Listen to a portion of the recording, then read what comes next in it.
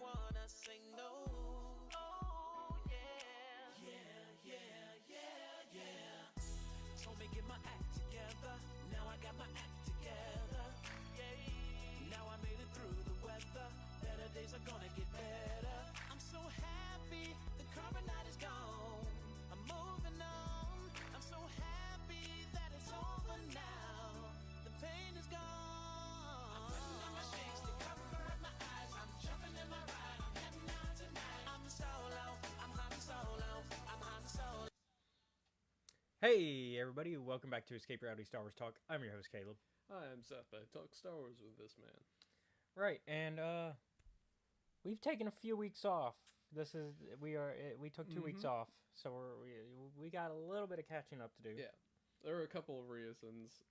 I will take responsibility for some of that. Yeah, some column A is we still haven't finished Dark Disciple. Mhm. We almost didn't have an episode this week. Yeah. But thankfully I came up with a very quick idea to save that. I will take credit for last week though, because I went to a convention. I went to a Comic-Con. So that's kind of what we've been up to for the most part. Is mostly you're doing a challenge for yourself this month. Yeah. One that I haven't actually started. Oh, okay. So then you've got 2 days short to do it now. You have two. Three. I've shorted myself out of 3 days. Yeah, 3 days of it, which is you wanted to play Bloodborne and beat it in a month. Mm-hmm. Before November 1st. November 1st, yeah. I have the challenge I've set for myself is to beat Bloodborne from the start of the game to the end of the DLC by midnight October 31st. So that's a little bit harder now, considering. Yeah. One would almost think that I'm trying to give the game a fighting chance. But that's kind of what you've been up to. Well, Mhm. what you've been planning to do, Yeah. anyways. Like I said last week, I went to South Alabama Comic-Con, which is like one of the local conventions here. It's its second year. So at first, I will say, I was at first thinking it was smaller. Mm-hmm. But it turns out, after talking to some of the like vendors that were there for both years, it's actually bigger. Because it turns out, you know how sometimes in the Arthur Center, they can like zone section off the bottom floor where usually things are held. Turns out the first year they had done that, and everything good. Yeah, no, it's just my family giving my younger brother guff about his new haircut. Oh. Lee He got a new haircut. Yeah, he got a new haircut, and they were like, "Why don't you want to show it off?" And it's like, because he doesn't want to. Maybe if you were, yeah, maybe you could try understanding that, but whatever. But yeah, turns out though they had actually made it more open, and the reason I thought it was smaller was also because they were using both floors. Oh. Last year, this year, only the bottom floor. Oh. Which I kind of was disappointed with on doing that for specifically the paneling. Yeah. Because the main panels were in the main room where also all the vendors are. Oh. So sound. Mm-hmm. South Alabama Comic-Con, I will definitely be going back to you again.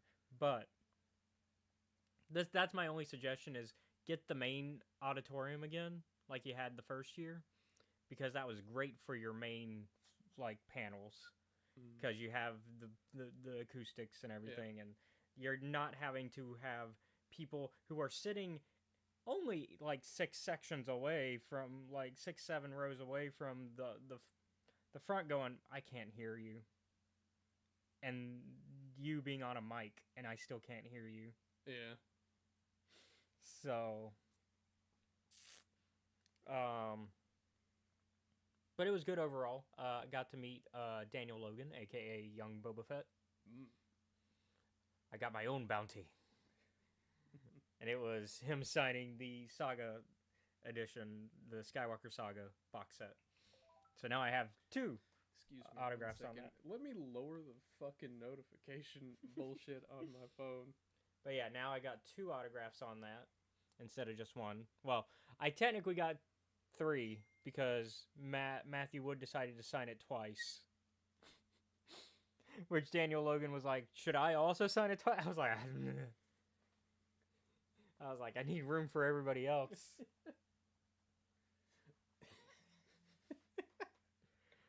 But he was a good sport. He's a good guy. He was nice to talk to. He did not. I got to teach him something though. Oh, yeah? Similar to how with Matthew Wood, I introduced the Skywalker Saga box set to him when he signed it.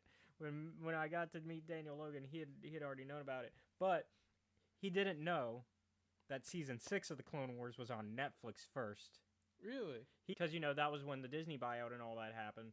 So hey Colton, welcome to the stream. Welcome on the YouTube side. But Daniel Logan thought that once Disney bought out, it went straight to being on Disney. No. Oh, we're having some drops now. Oh. There we go. We're back. Yeah. But no. Once the Disney buyout, are we good?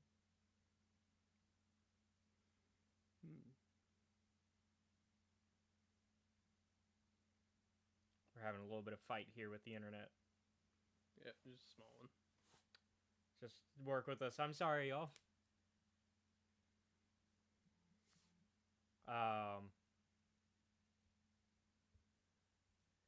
There we go. I'm good. There we go. We're back. We're good. As I was saying, when Disney bought Star Wars, or Lucasfilm rather, not just Star Wars, they bought the whole Lucasfilm. When they bought Lucasfilm, Daniel Logan assumed, oh, the Clone Wars just went on to Disney. No. What happened is the show got canceled because they didn't want it on a rival network because it was on Cartoon Network. And if the show kept getting renewed, it would have been staying there probably. 2, it was also a case of, and Daniel Logan did point that one out, that the show was starting to get a little bit extra dark by that point. By season 5. That's when, the final season before the buyout, right? Yeah, a little bit. I remember distinctly, like, straight Even up. by season 3, we were already, like, having kids getting killed by Savage. Yeah. So, like, and season 6 was going to have the Boba Fett Cad Bane arc where you got a kid killing people. So, maybe Disney didn't want that. So, multiple reasons why Clone Wars would have been cut off at that point. So, but no, I got to teach Daniel Logan that actually what happened with season 6 was that it got put on Netflix. I was like, no. The Lost Missions was on Netflix, and then season 7 was on Disney Plus, because Disney Plus wasn't even a thing yet when, like, at the time, all we had for streaming was Netflix and Hulu, I think, at that time. I think that was it. This is the early era of streaming when it was just Netflix and Hulu. And maybe some, like, smaller ones, but nothing like now where every TV network has a streaming service. Or rather, every studio, I should say. Every major studio has a streaming service now. Which is kind of too much. Yeah, a little bit. Because now it becomes, well, where do I find the thing I want to watch? But yeah, the other thing... That's what I got up to over the weekend, though. I am so happy that you guys have been enjoying JoJo's. Yes, we have been. So on Thursdays, as part of our movie nights in the Discord server. Check out the Discord server. Second time I got to do that, by the way. Thank you. We've been watching JoJo's Bizarre Adventure on one of those nights because we'll rotate out what we're watching that week. And so we've been enjoying it. We finished season 1, which means we are now on season 3, which is, I think, where most people kind of really get into the show. Yeah. Like I don't, and because that's where the stands come in, and that's where like all that stuff that you usually expect. Like when you think of JoJo, I think besides the Dio stuff, when you think of JoJo's, you think of season 3 or season 2 rather, arc 3. Whereas I think I mostly think of arc 1 a lot because of the "it is I Dio" meme, but that's not as common of a meme anymore for JoJo's. Now it's like the cherry one with which we did get to, and the context does not help that. It is still very bizarre. Context does not make things always make sense. No. People will be like, you know what? Maybe in context, this meme actually makes sense. No. No, not for this one. And I was thinking about this. I was like, when we get to part 3, because every season focuses on a different Joestar. Technically, yeah. This is part 3, yeah, technically. If you want to get... Yeah. Most people will, like, divide it up when you talk about JoJo's, like, into different parts based on the protagonist. Although people get confused with parts and seasons for JoJo's, because season 1 is season part 1 and 2. Yeah. And so if you start going, well, season 2, and they're like, oh, you're still on that? No. We're on part 3. We're in season 2. They did it really weird. It's because they didn't want to give my boy more time, and he needed more time. But no, they didn't give it to him. But that's also, yeah. I remember when I told you guys, I was like, yeah, we're gonna go from like a proper English, like a gentleman, all the way to like a Florida woman. And I think you guys are only now kind of getting what I mean by that. Yeah. And starting part 3, I was like, man, I think this is gonna be the hardest sell on a JoJo's protagonist so far. I don't know. I like Joe Torre. Well, because of the first thing that he says. Oh, just how rough around the edges he is. Okay, I get what you're saying now. Yeah, his first opening line of part 3. Calling his mom the B word. Yeah. I was like, this can be a really hard sell. Well, it helps that it's Matt Mercer. Mm-hmm. For the dub, anyways. Yeah. I will say this. Which is what we're watching. We're watching the dub.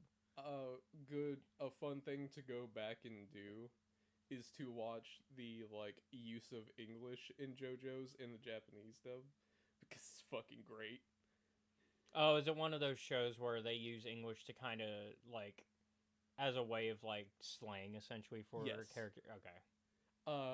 Zeppeli has some very funny ones, as does Caesar and Joseph in part 1 and part 2. Mm-hmm.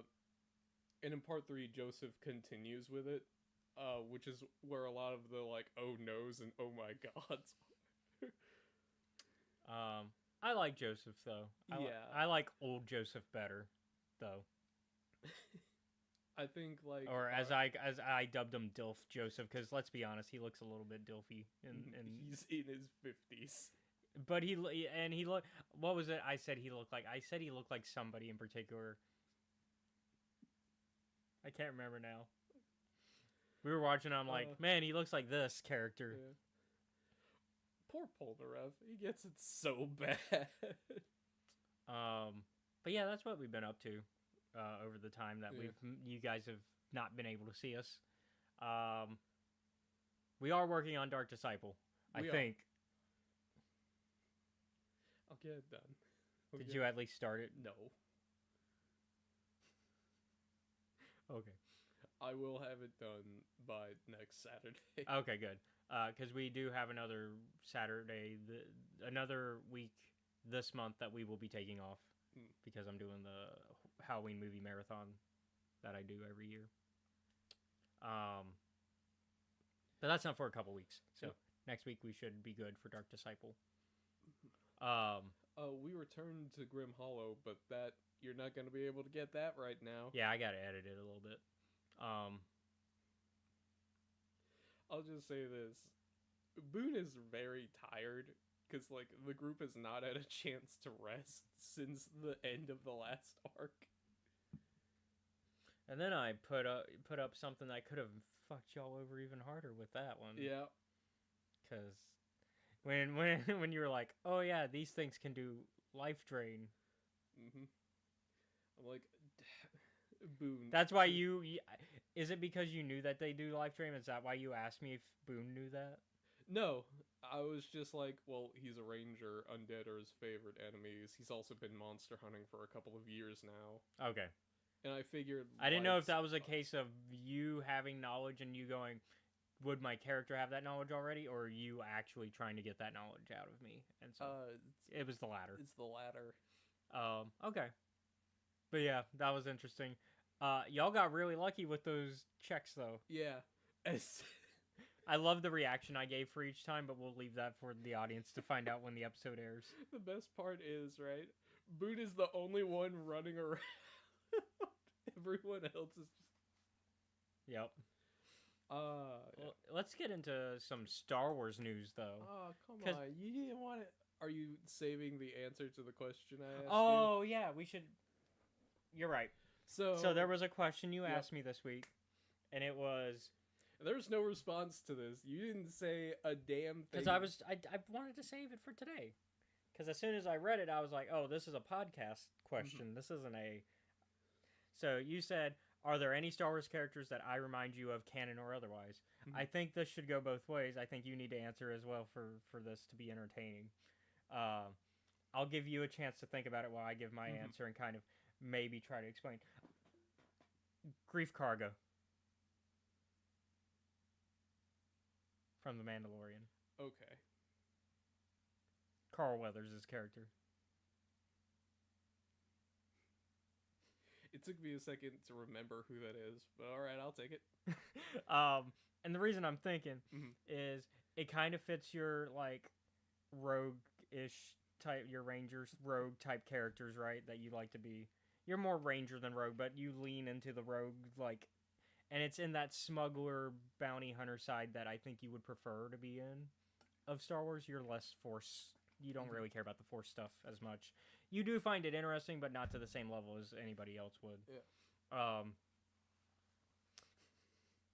And I think you would just be very happy to either be at how he starts the show, which is as the guy handing off the jobs and giving everybody the paydays and hearing the cool adventures afterwards, but not always having to take part of it, not having to deal with the bullshit yourself. Or two, later on in the show when he becomes the governor of the place, and he's running it pretty fairly. Like I imagine that like you would be like, oh, I'm gonna run this as a tight ship, and it's gonna be fair, and everybody's gonna get what they need, and not have to. And then of course maybe you make some deals with pirates, but that's out of necessity. And that's kind of where my mind went. All right. I'll take that. And honestly, also, Grief Karga is a cool character. He also has some of the funnier moments in season 1 when he's like, all right, baby, do the thing. Do the thing. Do the thing.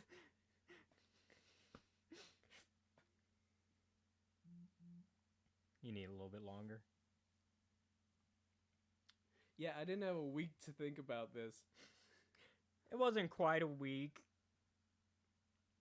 It was a day from a week. A day from a weekend. It was Sunday. Okay. You asked me Sunday. I didn't have 6 days to think about this. Yeah, it's a day off from a week. Well, my initial answer, I think... Excuse me? Yep, you're good. I think my initial answer, without thinking too hard about it, is honestly Wreath. I can see it. Yeah, you don't even have to explain. Yeah. I already know. We're stuck in the library most of the time. Yeah. We're bad with women. Literally like every woman that comes across. No. Oh. Oh, that reminds me. I don't know if you were there for like the Streamlet. Hi, Pixie. Hi, Pixie. You picked a perfect time to come in. I was about to tell Caleb. I might have been. If it was last night or whatever. I might have missed it because Yeah. I was recording stuff at the same time. So Pixie had to go and like take care of something. So Zach was like, "Hey, does anyone in the stream have any stories they want to share?"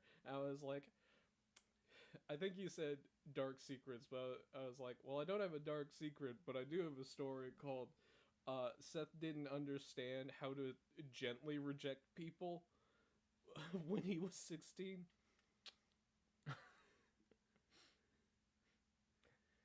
So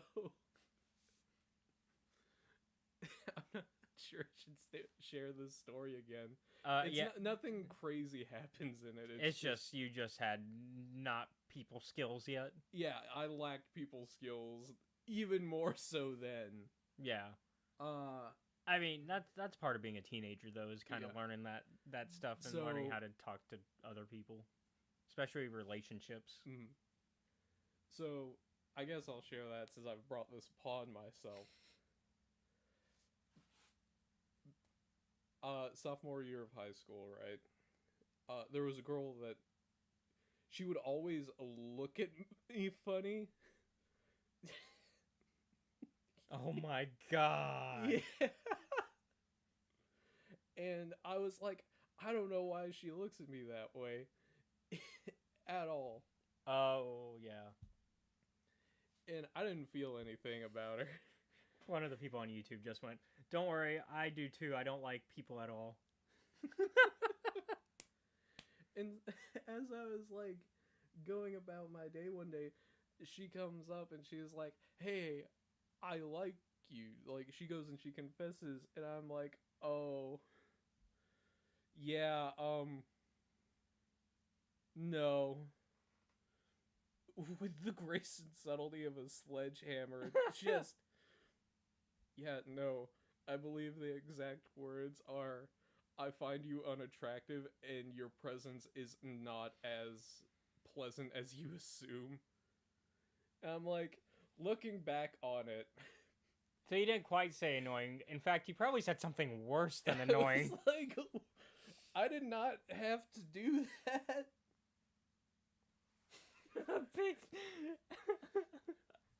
It's so much worse.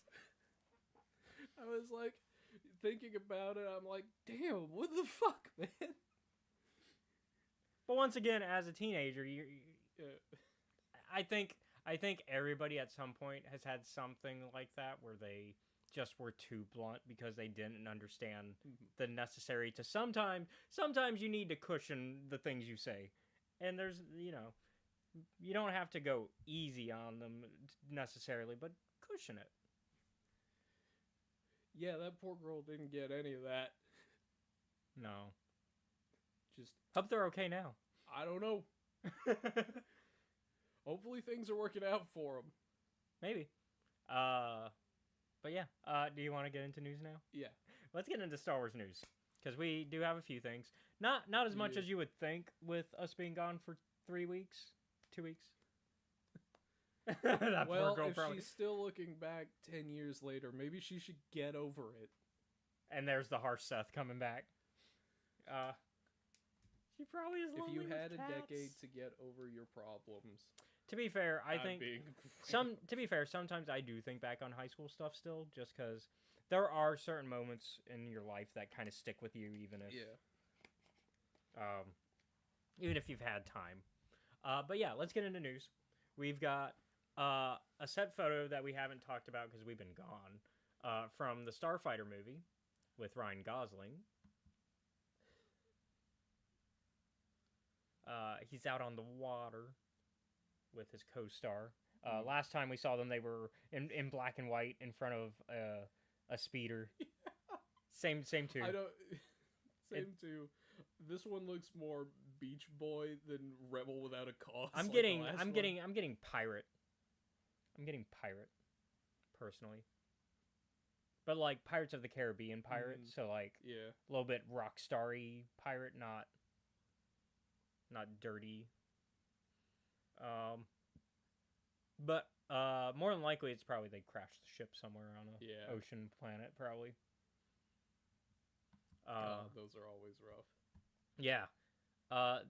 Also, we got 2 trailers to talk about. Yes. The first, speaking of the fact that we talked about Mandalorian earlier, the first being the Mandalorian and Grogu trailer. This is more, I would call this more of a teaser trailer than a trailer.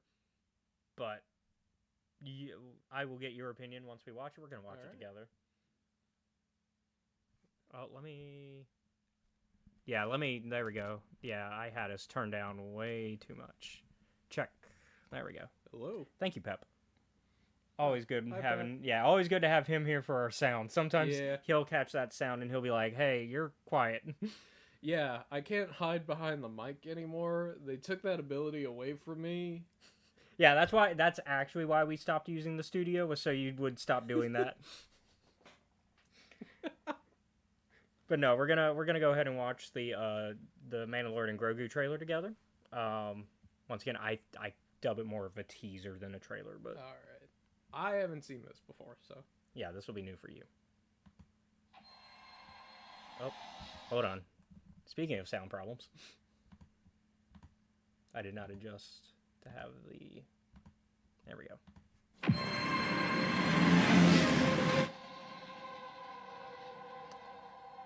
Got the Razor Crest back.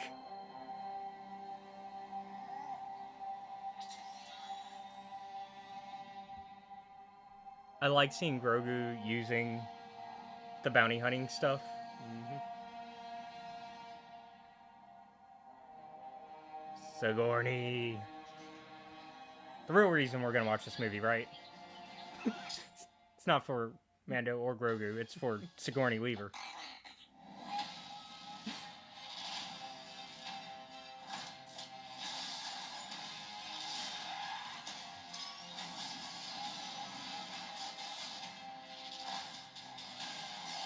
Zeb!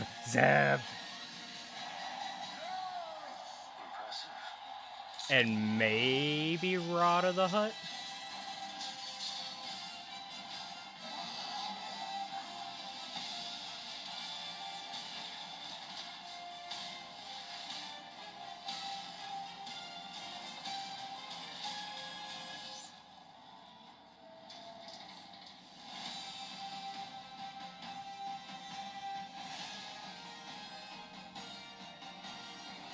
I have opinions. Good shot, baby. You know, Grogu, that is the appropriate response to that. Okay. See a monster in the sewers? Fuck, stop. Yeah, as a D&D adventurer, that should be your response, right? So I know some people don't like it. Mm-hmm. I like the Mandalorian and Grogu text. I like the text. I like the Indiana Jones looking adventure like font that's going on with that. Do you know what my problem is? And it's really dumb with it. Okay. They forgot to put the dash in the A. That it's an upside down V. Yeah. It's so stupid. And that's just, stylistic choice. Yeah. That's less a oh, we didn't do that. Yeah, I'm not mad about it. Once again, would you agree this is more of a teaser trailer than a trailer, right? This isn't a trailer. I don't know, man. We don't learn anything, though, about the film. This is true. We don't. To me, an actual trailer, you should learn something about the film. A teaser trailer is to give you the vibes of a film. And I get the vibes. Okay, I see. If we're going with that as the rule, then I see why that is. At least personally, those would be my definitions for it. And usually a teaser is also, when it's different. But also, teaser trailers have kind of gone out of style, so now teaser trailers are official trailers these days. And so, just the word teaser trailer just doesn't exist now. I mean, it's about a minute and a half. You could probably fit it on a TikTok format. You can fit it on a TikTok, and it is on TikTok. Oh, well, no wonder. But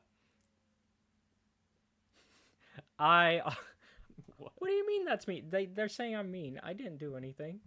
I didn't do anything this time. What cool things were here? Like I said, I like seeing Grogu kind of starting to use bounty hunting stuff and kind of learning from dad, so to speak, learning the family business, which is actually very funny with one of the comics short stories that we're going to talk about today. I like seeing Sigourney getting an idea of her role, maybe as we know that she's the Republic official who's hiring them to do the job that we, because at the end of season 3 we left off with them going, "Hey, you want to work for the Republic?" I do like seeing the new Razor Crest, or whatever we end up calling it. Yep. Whether we call it the Razor Crest 2 or whatever. We've got the family vehicle back instead of the single dad. I need my minivan. Well, I brought you a Ferrari. Why did you do this? So instead of the single dad who's in his midlife crisis, we got the minivan back. I like seeing, I forget the name of the race, but Babu Freak and his group. I like seeing them. They're always great. Babu Freak. It's skipping it, but I guess within 5 seconds of this, we see maybe Rada the Hutt. That's currently the thought, because remember way back when we said that the guy from The Bear was voicing an adult Rada, maybe, as one of the rumors out there for this movie. I'm not entirely convinced it's Rada, but we'll see. It does seem like we're getting like the arena from a comic you haven't read yet, because we haven't read the mainline 2015 Star Wars book comics yet together. Yeah, the Anzellans. Thank you, Pep. Yeah. Well, I know of only one other arena in Star Wars that I think would fit this place, but it's very Nar Shaddaa seeming, though. It seems too grimy for it, A little too grimy for Nar Shaddaa? That's what a lot of people were thinking. Not Nar Shaddaa, the other... Oh, the other place? Yeah. What are you thinking? For Hunters. Oh, yeah, for the Hunters. Yeah, well, Hunters isn't... Yeah, that one's interesting, because it's... I don't think they'll tie in anything into Hunters. Yeah, I doubt it. Only because, while Hunters is a fun game, it failed. Yeah. It did not make enough money, and... I like that. I like the book for that one, though. That was a good book. Yeah, he's Pouch Baby, yeah. Rada's a Pouch Baby. And also, like... I'm trying to remember what happened. That is Rada. He's fucking built. Yeah, he got jacked from like... I also don't want him to be the bad guy.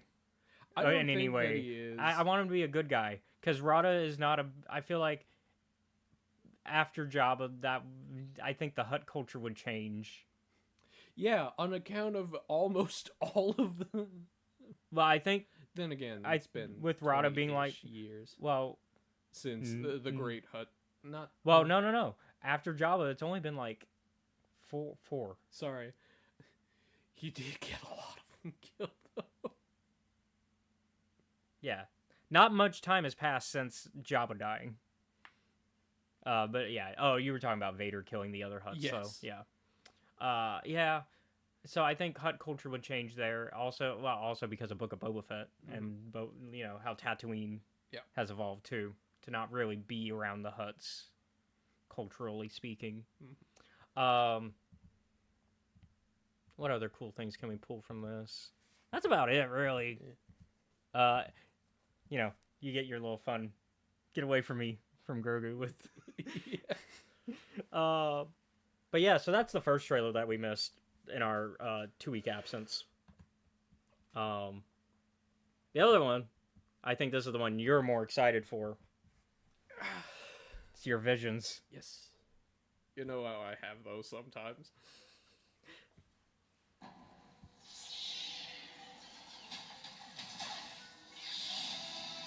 There's your boy. Yeah, Grim.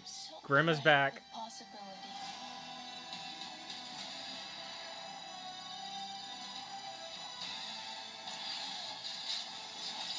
They always have such cool lightsaber designs. Yes, Ninth Jedi. Yeah. Even if you can't see them. Trigger's back with... I like the art for this one. I'm excited to see what that one's about.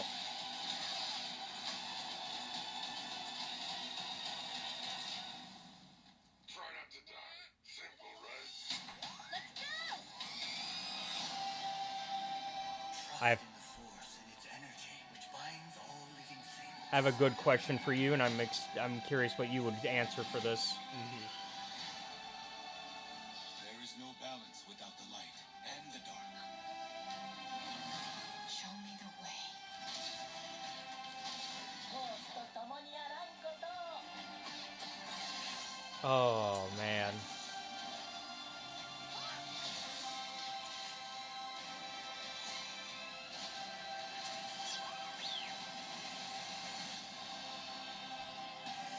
Had to have our classic astromech chirp.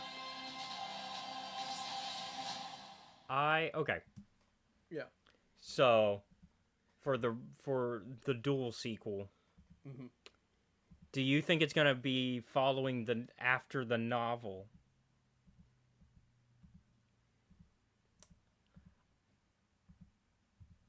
And the only reason I ask is because Grimm is hanging out with a few other people besides just his droid. He's got a few friends now. And that was kind of his whole journey in the Ronin novel, was kind of not being the lone samurai wanderer, really. Can't tell if that's a beard or just his That's his jaw. We've had this discussion. That's his jaw. Because like in the animation it always looks weird, but when you look at the art on the novel, you can see it's just the jaw. I don't think he would grow a beard over his cybernetic prosthetic. Just my thought. Yeah, probably not. That's not how that works. I'm excited also, of course, obviously, for Ninth Jedi sequel, which we're getting that. Plus, we're getting a spin-off show for that one. Oh, yeah. Yeah, because that was announced a while back, too. We don't have any news on that. I assume all the black and white shots are from the dual sequel. Yeah. I am interested about this guy's line about the dark and the light, whether that... However that's taken out of context, maybe. But, like... I'm surprised they're using those words, because that's not the words they used in the Ronin novel for the Force. They had different words. They didn't really call it dark and light. Because they viewed the Force differently in that setting. Yeah. I'm surprised there's any Sith left, actually, in that setting. I mean, there might have been a bunch of them. He got a lot of them. Yeah, I guess I always got the idea that by the novel he was done almost. I suppose it's possible that one of them got away and maybe trained an apprentice. That Or it seems more like this guy... Either that or this one has multiple things that are told. It also seems like this guy knows Grimm somehow. Well, remember, Grimm was not a general, he was the general. Yep, I know. No, I meant personally. Not yeah. knows of. Knows. Distinct difference. There's a distinction there. Either way, I mean, we're in a good time for Star Wars. Like, we're gonna get a movie next year. We've got this at the end of this month. And speaking of shows, Ahsoka Season 2 wrapping? Potentially this week is the rumor mill. There is one thing that I dislike more than a bad show. Finished one. So you're excited that Season 2 of that, yeah. Yes. Because I think there was I don't think there was ever really a concern after what happened that we weren't going to get it still. I think it was more of a concern of who takes that role because Yeah. that's a very important role to the story. And they got the right guy. We already know this. We have talked about who they replaced him with. And I think in this case, yeah, good actor, knew the person that was previously in the role, respected him. I think there's going to be some good stuff there. I'm excited to see Ezra back in the known galaxy. You don't have any connection to that yet because we've yet to make you watch Rebels. I know what happens at the end of Rebels. I've never seen it. I know a lot of things happen in Rebels, right? It's kind of like the fact that you know what happens at the end of Dark Disciple, but you haven't finished reading it yet. I'm like, I understand the broad strokes and that nothing of import happens in that novel to any of the major characters. Aside from some mild heartbreak. Other than that, It's a fun adventure though, and also there's a good animatic that I'm gonna show when we do that episode. okay. Because there's now I can't ruin what it is because it's a chapter in the book still. So because remember Dark Disciple was gonna be episodes of the show, Yeah. and then became a book. Episodes of the show specifically written by George Lucas's daughter Katie. Okay. Because she often wrote the Asajj stuff. Anything with Asajj, she often had a hand in writing for Clone Wars. But yeah, no, Ahsoka Season 2 set to wrap potentially this week, according to some people that are kind of reporting on set. Apparently, according to a fan account, Friday of last week was the last day of filming with a wrap-up party supposedly happening soon, which would be perfect timing. I'm reading the Star Wars Newsnet article and I agree, perfect timing because LA Comic-Con is next week. Yeah. So maybe we get a sizzle reel. I don't think they'd have enough. I don't think they'd have edited enough yet to give us a trailer proper.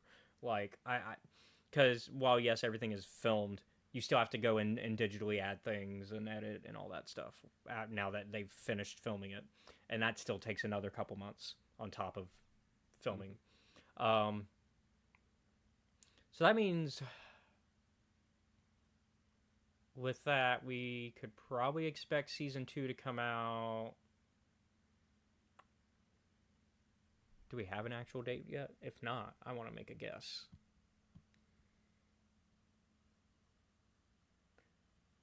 Oh, yeah, the Inquisitor. Yeah, Pep is saying he's hyped about the CG 2D anime that was shown with the girl flipping and attacking an Inquisitor for Visions. Yeah, that one looked... Yeah. Yeah. I really like the art style of the one though that looks a lot where they're on the speeder and they make the jump.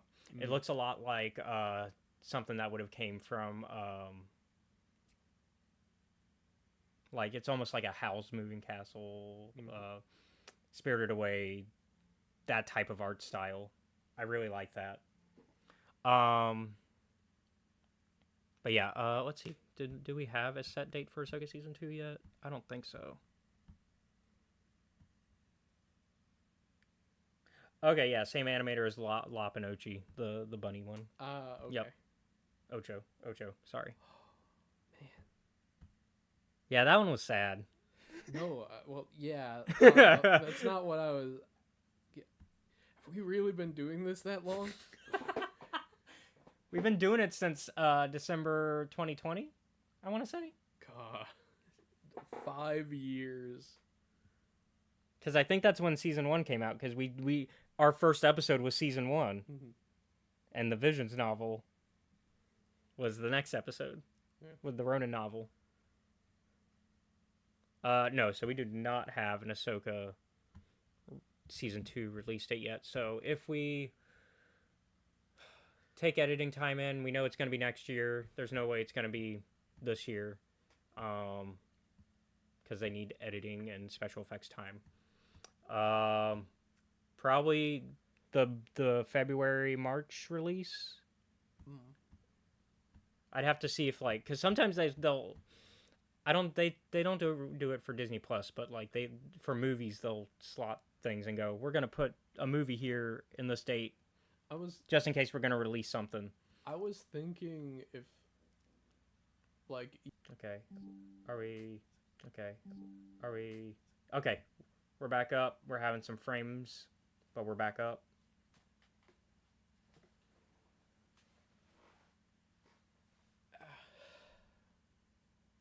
Yeah, I think we're good on. At least on YouTube, it looks like we're good. Twitch is still kind of, but where was I? Yeah, Pep's agreeing that we are looking at kind of like before, because it's got to be before Mandalorian and Grogu, because it's gonna lead up to that. I figured it would be like in May, right? If you were gonna do Mandalorian and Grogu, and then I was like, Well, because Mandalorian and Grogu is December, oh, I think. Well, hold on, wait, you're right. Hold on, yeah, you're right, May, because they're going yeah. back to summer. They're going back to summer releases for that. Yeah. So I was So like, it has to be before. It has to be before May. So I think February or March makes sense. Gives you some space between the two projects. You get your Ahsoka season 2. Gives you enough time to do the 8 episodes, because it's 8 episodes. Mhm.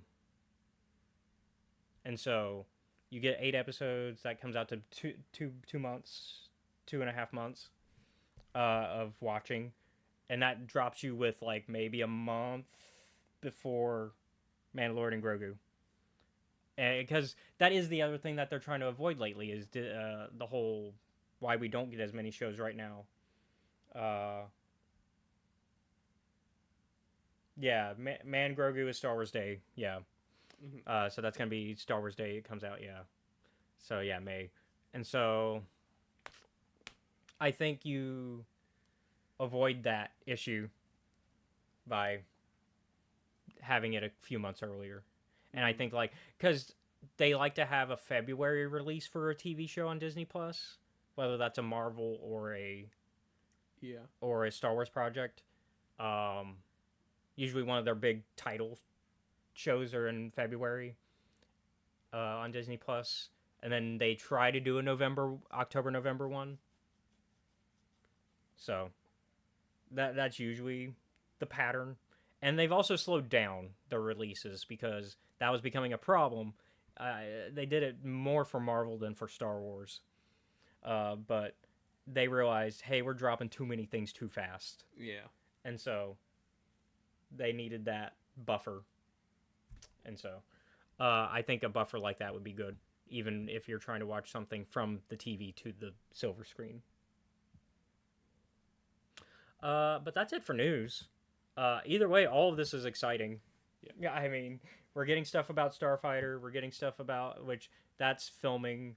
Ahsoka's done filming, potentially.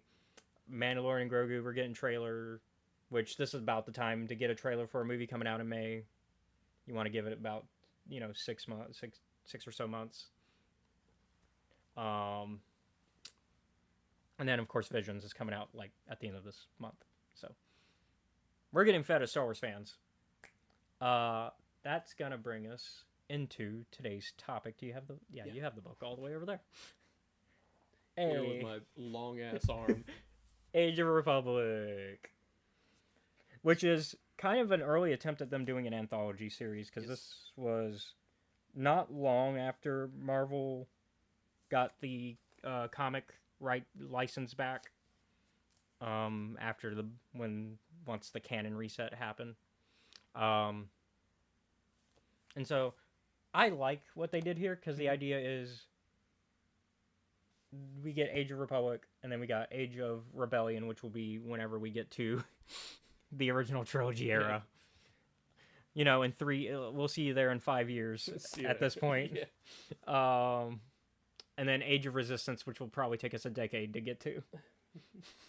Once again, at the same time, it's we joke about that, but it's a case of as long as we're having fun making this, we'll do it. Which is why we take breaks sometimes, because sometimes you're like, I'm not feeling it anymore. I'm Star Wars'd out, and I'm like, we will take a break so we don't get that. We don't get the actual crash from that burnout. Yeah. But yeah, And then from there are times when I'm just being stubborn. yeah, from here though, we are going to give a spoiler alert for this, Yeah. as well as our other topic, the Lego Rebuild the Galaxy Pieces of the Past special. Yes. So if you want to either read this anthology series yourself or watch the Lego special yourself, you have been warned. We will not repeat ourselves. I am going to go ahead and say though, both are really good, Yes. and they're short pieces of Star Wars that you could get done in like 2 days. Yeah. So, this is your spoiler warning.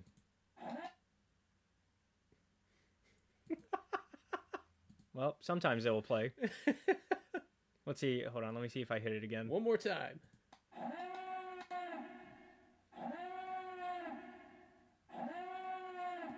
There we go. Had to have our proper clacks on. So, we start with Qui-Gon in Age of Republic. Yes.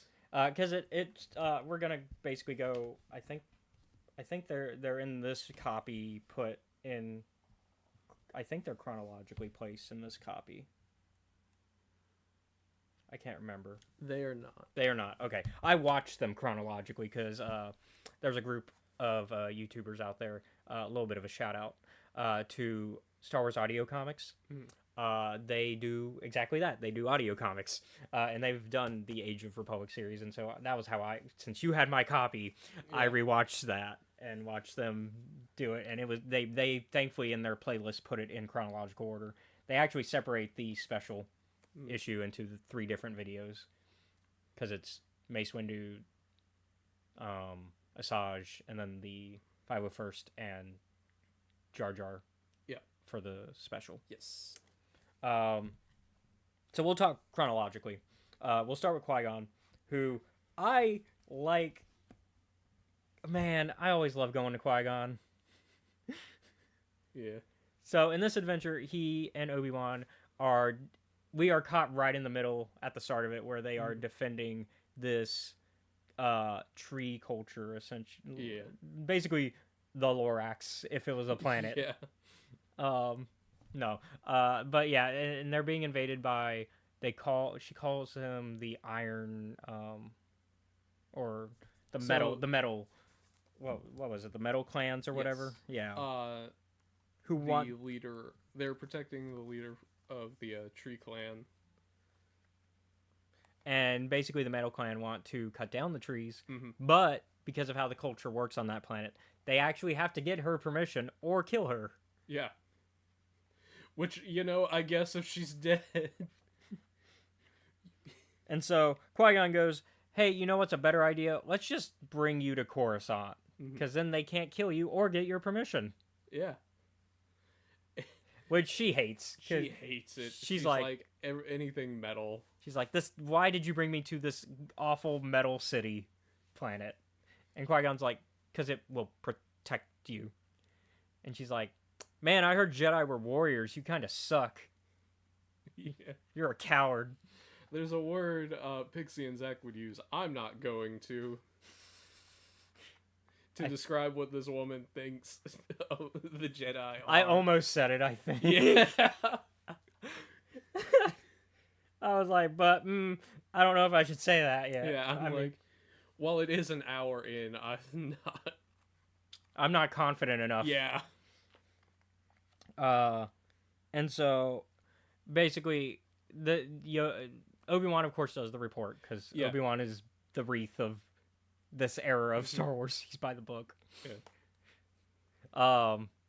And so Yoda approaches Qui-Gon and is like, hey, the council wants your report. And Qui-Gon kind of calls him out on it. It's like, bullshit, they want my report. They already got Obi-Wan's. And that fucking thing is thorough. You ever seen Hot Fuzz? No, but I'm familiar with the premise. Have you seen the clip where they're doing the paperwork and it's shot like an action movie? That's Obi-Wan. Obi-Wan's doing that part. He thinks that's where all the action is.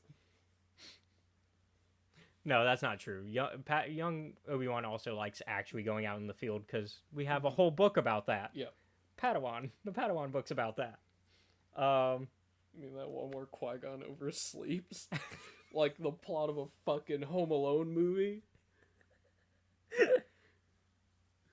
But yeah, so him and Yoda talk, and Yoda's like, "Hey, are you good?" And Qui-Gon's like, "No, I've been thinking on Nah. things, and something she said bothered me, and it's not the being called a coward part, actually." Yeah, it was being called a great warrior. That I don't like that I liked being called that. So I'm gonna go and take a sabbatical. Yeah, and so we get Qui-Gon basically going on a Force Vision quest, as Qui-Gon often tends to do, apparently. Qui-Gon, I'm gonna fuck off for 3 weeks. And basically the conclusion he comes to is once again just finding that right balance between those ideas, right? And part of that means helping the leader of the tree group be like, hey, you need to find other people to kind of support you while you're here on Coruscant. Because your enemies have allies that are off-worlders. You don't. You are fighting this all by yourself. And she's like, but I don't want to invite more off-worlders. And he's like, well, then you're not going to be able to solve this if you got to be able to work with other cultures. And what's great is he finds her in like the garden where the very few pieces of life are on Coruscant. And so I think that also leans into his argument of like, even in a world that's covered in metal, we still have this. And of course, if you were to go into the lower levels, you would find some forms of life down there too. And so I kind of like that, and I don't entirely like how Yoda presents. Pep's gonna be mad at me. I don't entirely like how Yoda presents the argument that Qui-Gon makes, because Qui-Gon's argument is basically being able to, because it's the classic if you're not willing to bend, you break. Yeah. Very classic idea. And then Yoda's like, yeah, but the dark side. You can't be able to, you don't need to be bending for the dark side. And it's like, well, yeah, that's not the argument I'm making.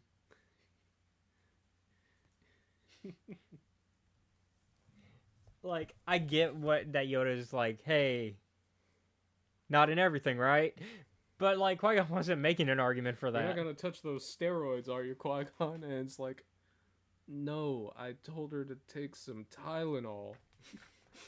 There's a very big difference between the two. Okay, these are in order. Because the next one is Darth Maul. So these are put in order in the book. Okay. I assume you mean chronologically. Chronologically. Because, like, the way that it's labeled in the book is it's like... not... Like, yeah, when you look at the table of contents... It's like... It tells you who the stories are going to be about, but not... And who wrote them and all that, yeah. Yeah. But no. So the next one is Maul. Which is somewhat of a sequel to the Darth Maul comic we read. And in essence, it's Darth Maul being on Coruscant. He's kind of like an angry dog that needs to go for a walk. In his case, it needs to kill Force users. Yeah. Sorry, Maul. Don't mean to disrespect you, but like... No, I think that's accurate. It's a good analogy. Maul is the attack dog Sith. That's kind of always been his... People have always viewed him. Although I think Clone Wars and Rebels kind of shifted that idea by making him somewhat try to be tactical, although he's still not good at it.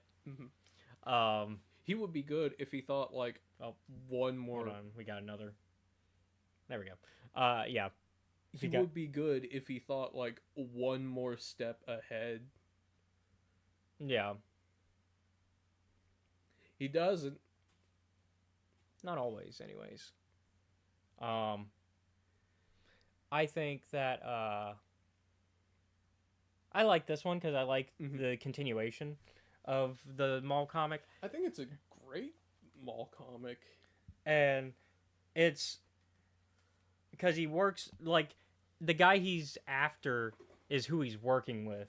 Because he basically goes, "Hey, I got this like smuggler bounty job with this guy," and it turns out no, the guy he's actually after is the guy he's working with because they're force sensitive, but they were turned away from the Jedi. They were somebody that wasn't strong enough in the Force for the Jedi to admit them, right? Which is something we know about. Sometimes after a certain age, if you aren't showing enough signs of progress, the Jedi just go, "Hey, it's your choice if you want to leave, but we don't think we can help you." Yeah. I'll say this. My overall thing for this collection, right, is if I remember what the story is about, then I think it was a good one. I remember what Qui-Gon's, Maul's, Anakin's, the Fett families, and even Padme's. Yeah, Padme's is good. Yeah. Padme's is good. But my brain gets a little bit sparse on the details. Yeah. And I remember the last three because those are very short. Yeah, and oh yeah, the special. Yeah. Yeah. And so Maul does kill him, and you would think, oh, that's the end of the comic. Nope, that's the halfway point. Yep. We now get the consequences of that because this is now the second Force user that he has killed. Within, I get from how Palpatine kind of talks down to him, it sounds like it's been within like the same week, maybe the same month. Yeah, I figured a month. Yeah, like within the same month period. And so, like, Sidious is like, "Hey, are you satisfied now?" And Maul's like, "No, I'm not done until the Jedi Order is crumbled." And you know what? Sidious is like, "You know what? That's the kind of initiative I want, but also, maybe we need to go to Malachor." Let me show you something. Yeah, let's go to Malachor. Anyhow, stand in the middle of these corpses. And Force Vision. Where Maul envisions himself as a Jedi, but the entire time is like, "This isn't right. No, I'm not a Jedi. I hate this." Until eventually he uses his rage to kill the people in his vision, freeing himself, quote unquote.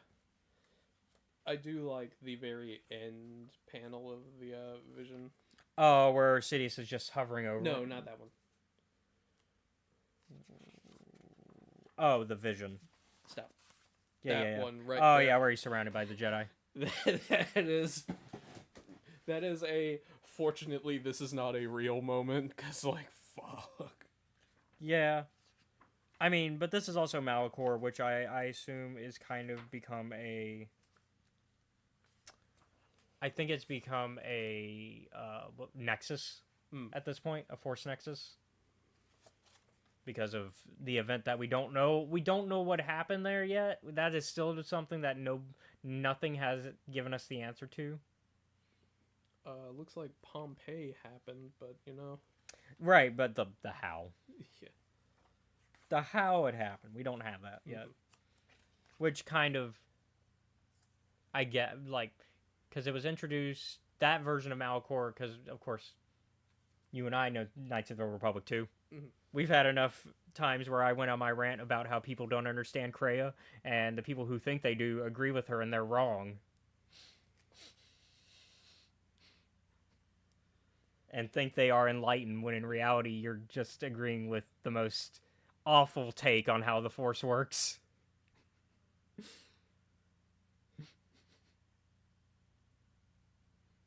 But Malachor was, of course, introduced there with Malachor 5. But in 1 through 4. But in canon, we don't have Malachor 5. We just have Malachor, which was introduced in Rebels. And, of course, Malachor 5 in Legends had a great catastrophe that happened that made Malachor 5 kind of its own nexus point, which is why Kreia does what she does there. with the triumvirate and tries to do the thing that she does because. But in that case, we know what happened because we know what the exile did. The bomb. And so, but in canon, we don't know what happens with Malachor. It's introduced in Rebels. Maul already kind of knows his way around. We now know why.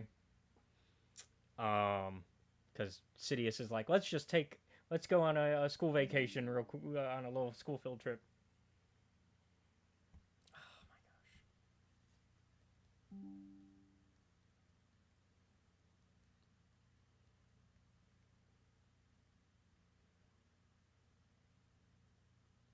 Says we're back. I'm waiting. I'm giving it a second. Okay. At the very least, YouTube side's good. I'm gonna get rid of OBS so quick because I have a good connection right now. It's not even that. It's OBS. Sorry, I also just realized like. Because I can see the YouTube side's fine. Mm-hmm. I can also see it here. Yeah. I think Twitch is still down, but damn it. Anyways, yeah, I'm gonna get rid of OBS because I'm here. Getting rid of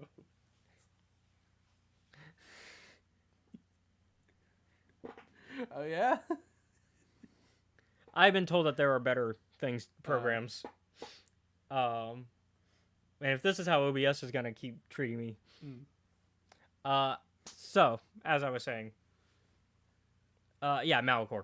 Yeah. So yeah, with Sidious taking Maul on school field trips to Malachor all the time, that makes sense of how he would know his way during Rebels.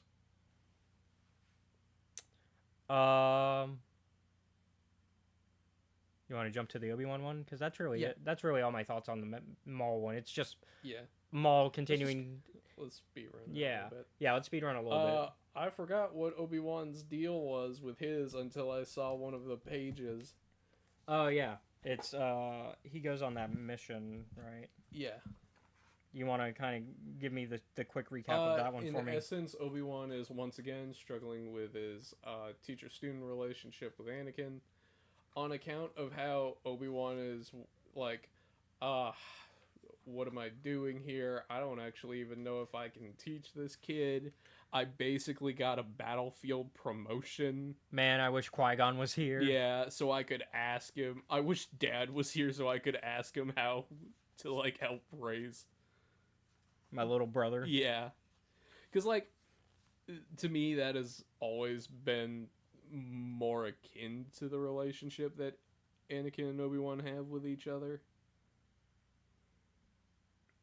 It's more like Qui-Gon adopted a kid and then died. Yeah. Meaning Obi-Wan is responsible. Yeah, like, it's very much I'm the older sibling who now has to take on the responsibility of parent as well. Mm-hmm.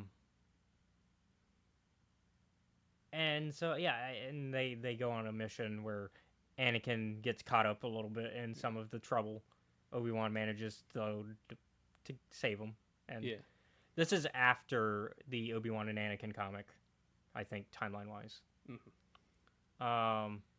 Next up, though, is the one that's probably your favorite, the Fetts. Yes. Jango Fett. Django's over here. Yes, I should probably teach my son how to do the family business.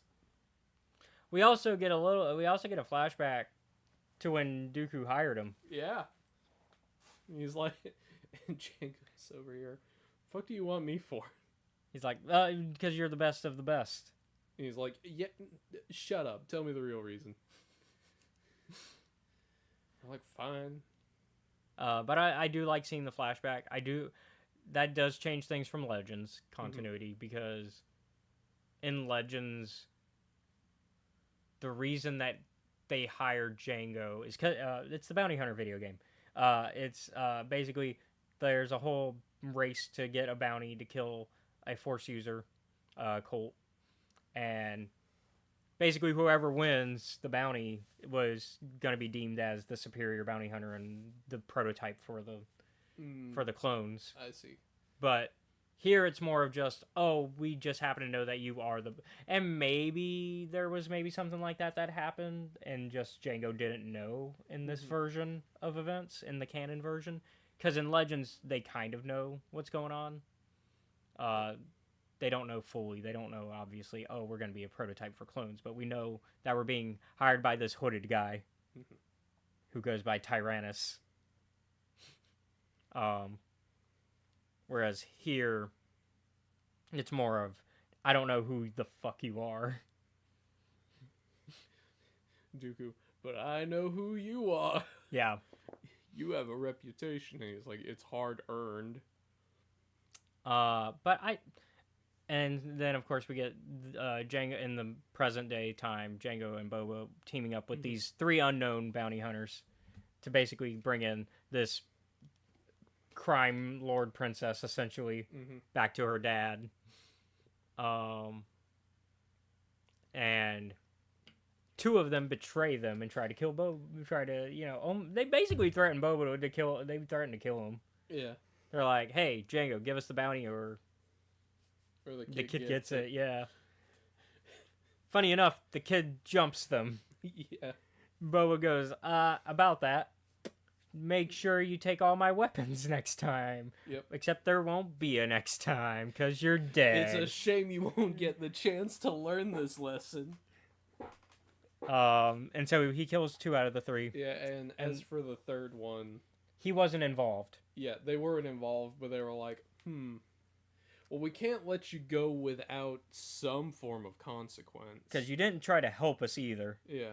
So what we're gonna do is you get to live, but we get your share of the bounty. Yeah, it's just split. Yeah, we just take the money. We just take all of it. And the other bounty hunter is like, that's good. That yeah, that's fair. I'll take that deal. I'll get to live. That's great. I get to live. I can find another job. Yep. I hear they're hiring at Star Wars McDonald's. Yeah, if you get jumped by a kid, you might want to switch careers. Even if that kid is trained by Jango Fett. That's that one. That's the Jango Fett one. The next one is the Anakin one. Do you want to? Yes. And so in the Anakin one, God damn it, I keep forgetting his name. The Admiral. Oh, Yularen? That's Yularen. Yeah. Admiral Yularen and Anakin are basically like, oh, there is this droid factory. We kind of need to blow it up. And Anakin's like, why are there so many, like... life form, like, potential casualties on this that are people? And he is like, oh, there's factory workers. There's factory workers there. And Anakin's like, Can I double check that? Can I double check this? Because he doesn't want to just blow up the factory. Honestly, one of the few times Anakin doesn't jump into the action, by the way. Yeah. I feel like normally Anakin would be all over and be like, yeah, let's call it a day. But this is the one of the few times he doesn't. And you know what? He's right. I think it's because initially he's like, am I really going to lose this many, like, of my own men? He's like, is that why the casualty numbers are so high? And then Yularen's like, no. Because we were just going to bomb it from here. Anakin's like, but it's a droid factory. They're usually automated. He's like, I've been in one. I should know. Yeah. And so he's like, I'm going to go and see what's up with this. Because this planet is supposedly neutral. Yeah, and so basically they find out that it is slave labor. Yeah. And which, of course, Anakin goes on a fucking tear. That is Anakin's trigger, so... Let us not forget Zygerian slavers scum. Yeah. And his total willingness to just let Count Dooku kill that lady. Yep. So he frees them and then is like, here, have some guns. and y'all can help free yourselves as well. Yep. He's like, I'm not going to do all the work for you. But at least you'll get the chance to decide if you want to join the Republic or not. Yep. And in the end, once he explains all of this to like, They're like, oh Obi-Wan, shit, Yoda, that would have they're been a bad it PR would move. have been a really bad look. Yeah, it's how with our Knights of the Republic campaign went. Once Jeff and them were like, hey, we're the bad guys. Also, we're gonna PR move and make the Republic look bad. Mm-hmm. That was basically, they were going for bad PR for the Republic and going, see, they just bomb you even if you're neutral. It's like, gee. And so, yeah, thankfully, and then they're like, Anakin's like, well, maybe they'll join us, and Obi-Wan's like, that's for the politicians to figure out. Either way, at least now they got a choice. Yep. And so, that's that one. I want to talk about the Dooku one, because I like the Dooku one, actually. All right. It's basically Dooku going to Sullust undercover, and basically, well, not undercover, but like undercover for the Sith. Mm-hmm. Because we learn later in the issue that he is. I think it's important to just go ahead and spoil what we know for that, which is that the Sullust government is working with its criminal underworld to help with the Confederacy plans. This is while the Confederacy still like in its infancy. So actually, this takes place before this. This is out of order. This would be before they find out, because this is before they know that he's a Sith. The name that I recognize during that is the Sorosub Corporation. I'm like, that's a blaster manufacturer. Yep. Oh. Yeah, that's the same Sorosub. And it's telling that like the one thing I recognized was the gun manufacturer. Yeah. You didn't even remember the Tiger Jedi? Oh, Jackson? Yeah, Jackson. Jackson's in there. Jackson's back. He gets shot in the back. Yeah, no. So it's very funny. I put this in the Discord server. Hold on. I talked about in the Discord server about how this came out first before the Yoda comic that we see youngling Jackson in. And so, like, if you remember when we did the Yoda comic, I was like, oh, Jackson's here. Oh, poor Jackson. And then I did not explain to you what happens. I was like, who the fuck is this guy? Well, here it is. Here's what happens to Jackson. Yeah. Also, Dooku does a Magneto bullet trick impression with the blasters.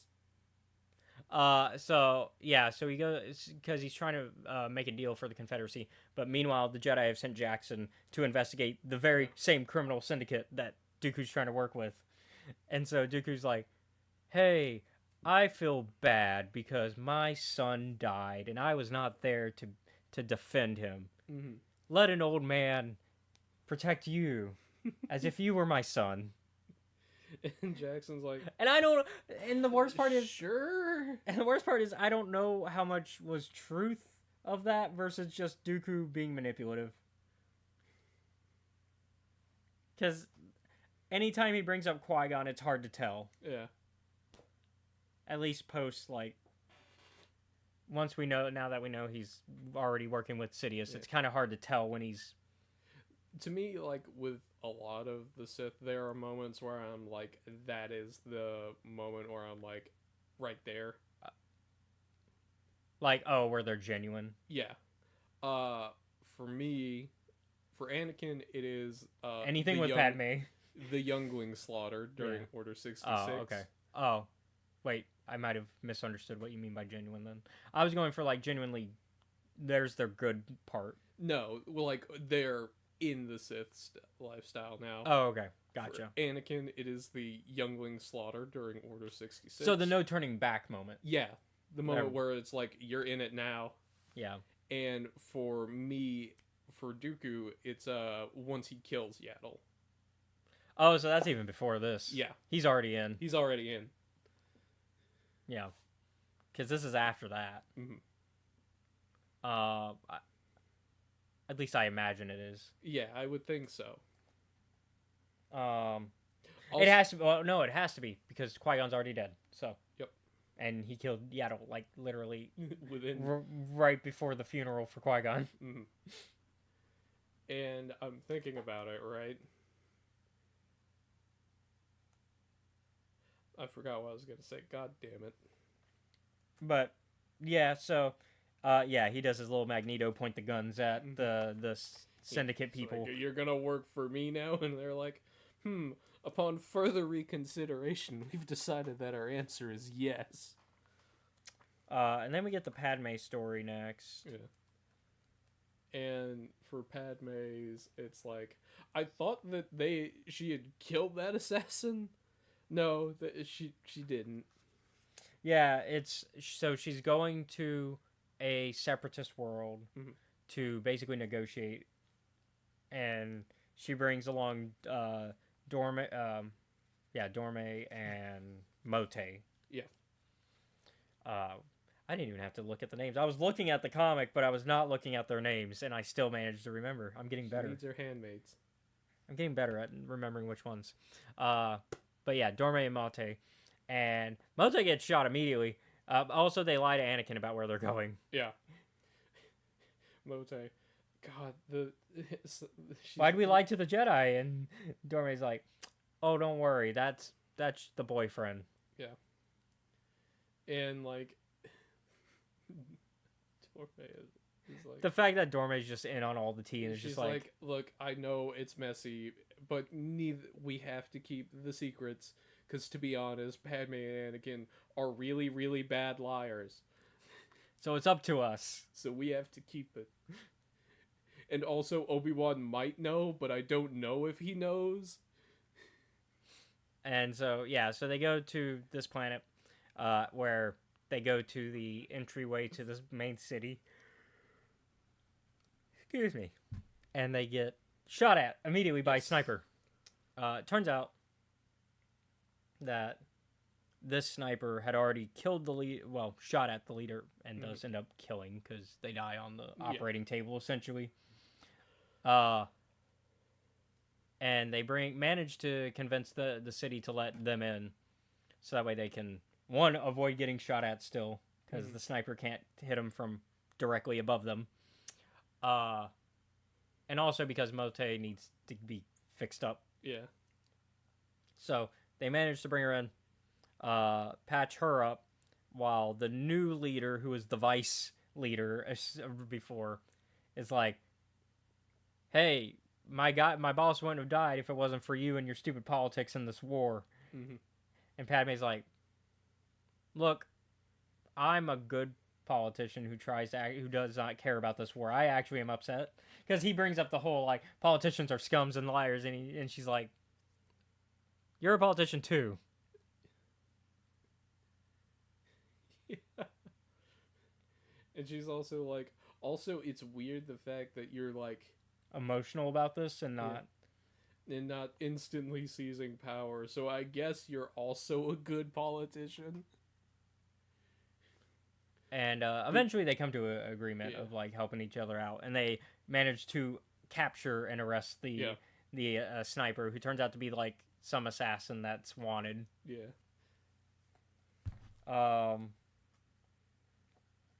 We'll save Grievous for last, actually. The next one is Mace Windu as part of the special. And I love the Mace Windu one. Yeah. Mace Windu basically is chasing these he's essentially it's essentially the Foot Clan. Yeah. From Teenage Mutant Ninja Turtles, because like they keep recruiting children to do like their crime syndicate work, and they live in like these underground caves on the planet that they're at. And so Mace Windu gets captured, and they're like, all right, what's so great about you, oh Master Jedi, getting caught, ha ha ha. And he's like, well, yeah, I wanted to get caught. And they're like, well, what do you mean? Because like none of your friends are going to be able to find you. There's like 30,000 like different tunnels and subterranean, like there's 80,000 tunnels. And Mace is like, yeah, that's exactly why I got a tracking device.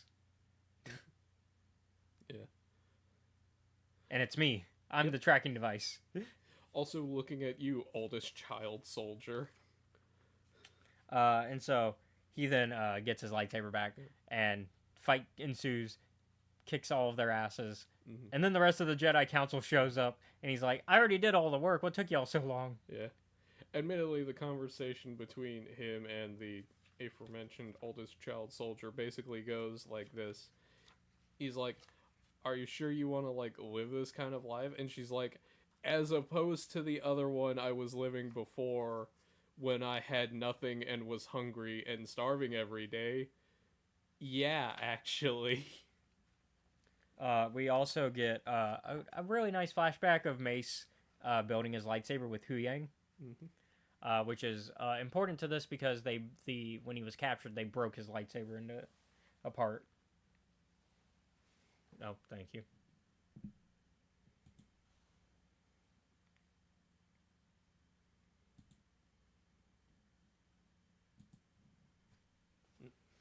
And so, yeah. That was that story. Ventress's is we get a lot of the trauma dump of her still not feeling great about what happened with Grievous killing her people. The fall of Dathomir. Yeah. Also, her being a bounty hunter now. And this is during the Ahsoka on the Run arc because she is looking for Ahsoka. Ends up finding another person who's in trouble and helps them out instead. Yep. Showing that Ventress is changing into a better person. Even gives them weapons to protect themselves because they're like children. And she's like, you're in like the dangerous parts of Coruscant. You're gonna need more than what you've got, which is nothing. Here's a knife at the very least. And then of the three, my favorite one. Oh yes, the 501st and Jar Jar on Mimban, which is where Solo, when he meets Chewie in the Solo movie. Yeah. And basically, it's a cool moment of just Jar Jar and the clones having to work together. Jar Jar gets to hold a lightsaber for a few seconds. Yeah.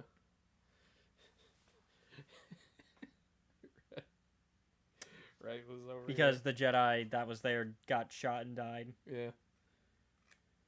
Yeah. Instead, Rex is like, not a good idea. Yeah, no. Instead, I'll give you a gun. Yes. So they strap up Jar Jar and then they end it with, before we get to see him use it, which upsets me. You give Jar Jar a rifle. Let me see him use the rifle. And then lastly, the last story is General Grievous. Yep. Which I like the Grievous one. It's him on a world that has a Jedi temple on it. He goes inside to try to find like whatever secrets it holds. Looking for power, weapons, whatever. Yeah. Instead, he finds Force visions. Yep. And the Force visions are like, you don't deserve this power. You kind of suck. You're a bad person. Essentially. Yeah, pretty much. And he's like, this is bullshit. I'm a great warrior. I deserve anything that I can get. And he basically ends up forcing himself out of the vision and then blowing up the temple because he's like, I don't want to deal with that stupid Force magic stuff. Like, I hate it. I really like it thematically because it fits for, like, Grievous. Yeah. Overall, strong 8 out of 10 for Age of Republic. Yeah, I will give it that. Like, if you take the whole of all the comics that are in it, strong 8 out of 10. We're going to have to be real quick, I think, because it depends when we have to be done by. But let's get into Lego Star Wars Rebuild the Galaxy Pieces of the Past.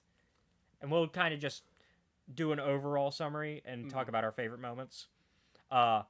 Favorite moment, immediately, Revan being in this. Yeah, you're hyped about that. I like that they don't give them a voice, and I'm using them because we don't know. Which is kind of the great part about how they did that. We don't know if what Revan looks like or who they are. Even in a multiverse situation, which is really what Rebuild the Galaxy is. It's a multiverse situation. Sick. Pretty cool. Not as familiar with your work. Excited to see Darth Obi-Wan. Yeah. The hello there and the goodbye there was Yeah. great for that joke. So the premise for this season, because we continue where, or I guess show, I'll call it a season. It's because it's essentially season 2 of Rebuild the Galaxy. Mm-hmm. We continue where we left off with Sig trying to get his not brother/brother to no longer be on the dark side while being trained by Jedi Bob on being a force builder. Mm-hmm. Dev instead. Honestly, Dev has a really cool opening sequence with the ripped arms, like the ripped sleeve and everything. I kind of want to see what a live action version of Dev, like, one, who they would get, and two, how that would look. Live action Dev would be on the same, like, level as Chimere. you know I'm right. Yeah. There would be so much fan fiction about live action Dev. But no, so Sig and Dev, they get into a fight because Dev is tracking down this powerful force presence that's calling to him. Yep. And basically he thinks, oh, this is maybe a weapon that I can use to deal with both the Sith that kicked me out and Sig and the Alliance. Mm-hmm. Instead, Sig and Dev get into a force battle where Sig keeps building, Dev keeps just using the Force Destroy. Unfortunately, they are in a temple that Jedi Bob realizes, hey, you guys need to stop doing that. You're opening a rift. And that rift introduces, honestly, a really interesting villain. Yes. Solitus. And my first thought was, hold on, why are we fighting a Metal Gear boss? But also, that's a good Sith name. It is. Solitus is a great Sith name, actually. Why are you called Solitus? Because I alone stand unopposed. Why is this unserious show actually so good? Why do you have the most hardcore name for no reason? No, but like, why is this unserious show actually really good? Mm-hmm. Like, if this was a if we took away the Lego aspect of this show, It'd be fucking good, man. it's already so good. Yeah. It would be even better. Like, that's how I felt about Freemaker Adventures as well, which I might make us go over, even though similarly it's not canon because of it being Lego. Because this is technically not canon either. Yeah. But it is fun. It's fun. And I might make us do Freemaker Adventures because I like that one as well. And aspects of it have become canon, but the show itself is not canon because of it being Lego. Whereas if it was done in the not Lego aspect, it could be considered, Pep said, he said the same thing about the reaction to Metal Gear.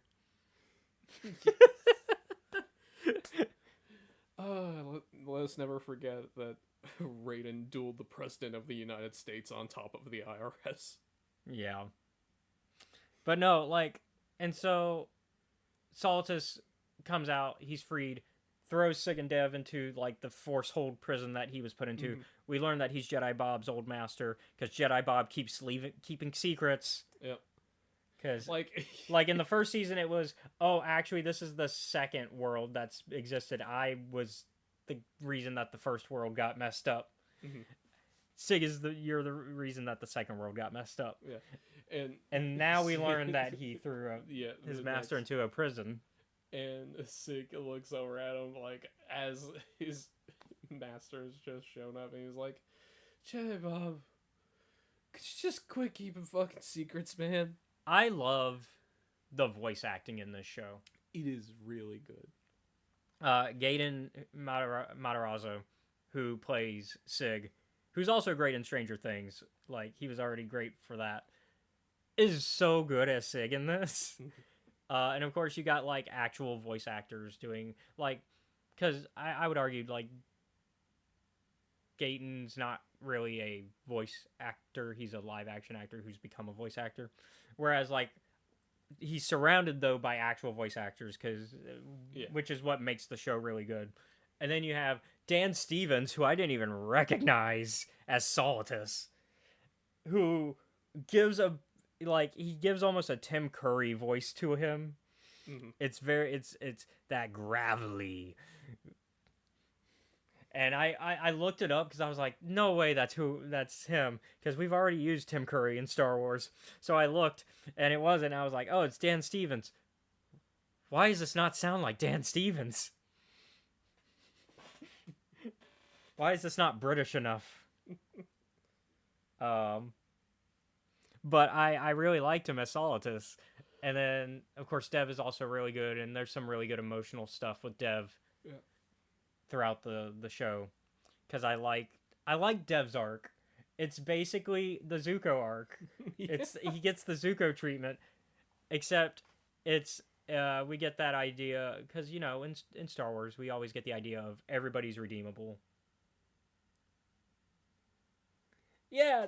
Pep also couldn't believe it was Dan Stevens. Yeah, and so in Star Wars we always get this idea of everybody has the ability to be redeemed, and I think by the end of this, that is still like the core message. Because even the Sith at the end of the day, they're like, yeah, we're gonna work with you guys to take on Solitus, because Solitus's plan is to destroy everything. Yeah. It's and they're like, well, wait, no, we want to be in charge of everything, and we can't do that if there's nothing. Yeah. And Solitus is like, I just need droids and maybe an apprentice, and then I'm good. And then it's like, and to do what? Which I feel like that should be the opposite of Solitus's goals, because the whole reason he's angry is that he was thrown into the Force Hold, and he was the first person thrown into the Force Hold, from the sounds of it. Mm. And the reason that he's become so, he was already turning to the dark side, but the reason that he becomes even more twisted is because of this loneliness that he has because of that.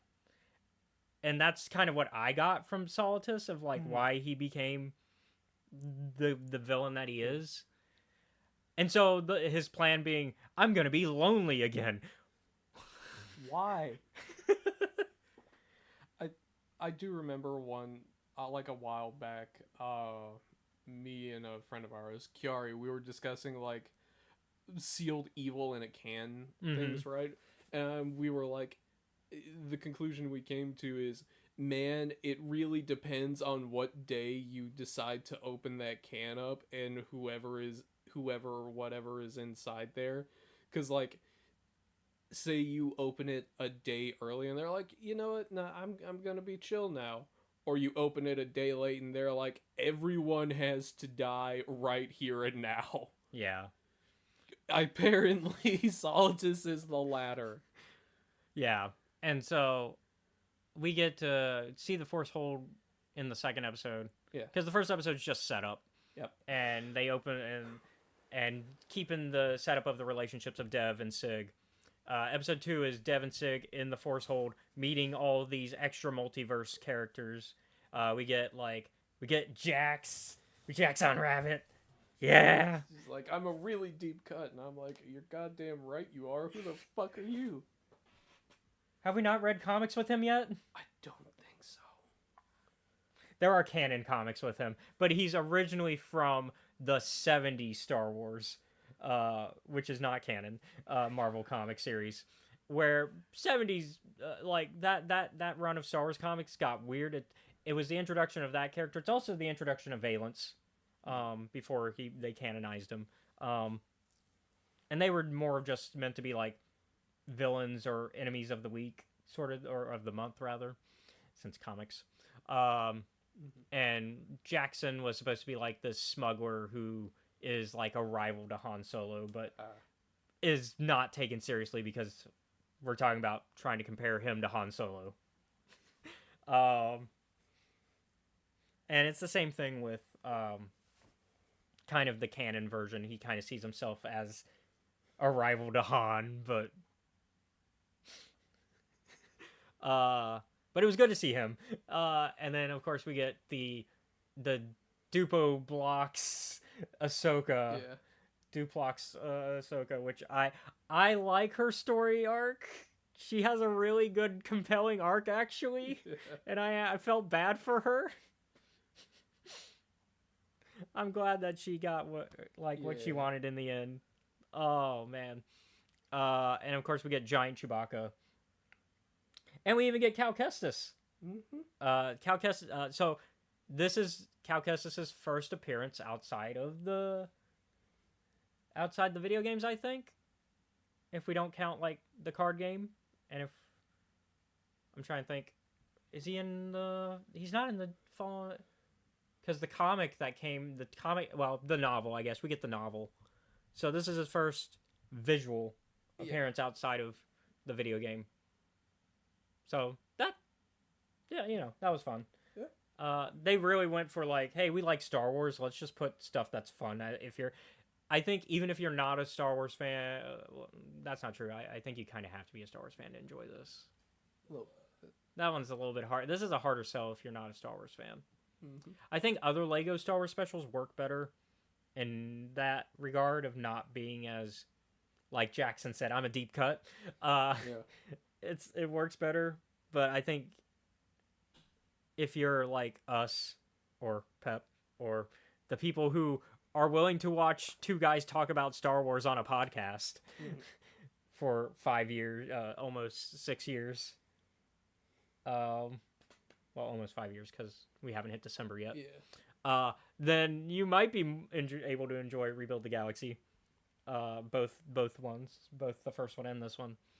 I would also, but yeah, while they're in the Force Hold, they kind of meet those characters, learn that there's like a resistance within that group that are trying to get out and have been trying to fight Solitus because he kind of took over because he was there first. Yeah. And he also has like even as apprentices who kind of now have the power vacuum of trying to take over, which would be our Darth Obi-Wan and Darth Revan cameos. And then they get Sig and Dev have to work together, break out. Bringing their I have not been talking about Sig's droid, who is also going through, it's funny, it's cute, it's not the best arc, but it's a cute arc, and I like it for a droid where he's like, I'm trying to have feelings. I want to know what feelings are like. And he falls in love with the Viper droid in the Force Hold. Yeah.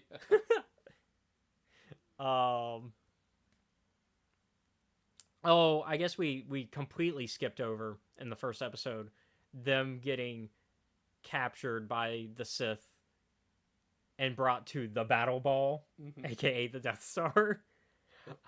That was my favorite moment of the first episode, was how they visualized the Death Star scene. Yes. And used the fact that, if you're making a Lego set, you have the visual of like you see the insides and you can like move your pieces around that way. It's very Scooby-Doo-esque. But it's also great as it's very inside baseball. But I like it. Like, it's inside baseball if you're a Lego guy, because if you're a Lego guy, that's how the Death Star always operates.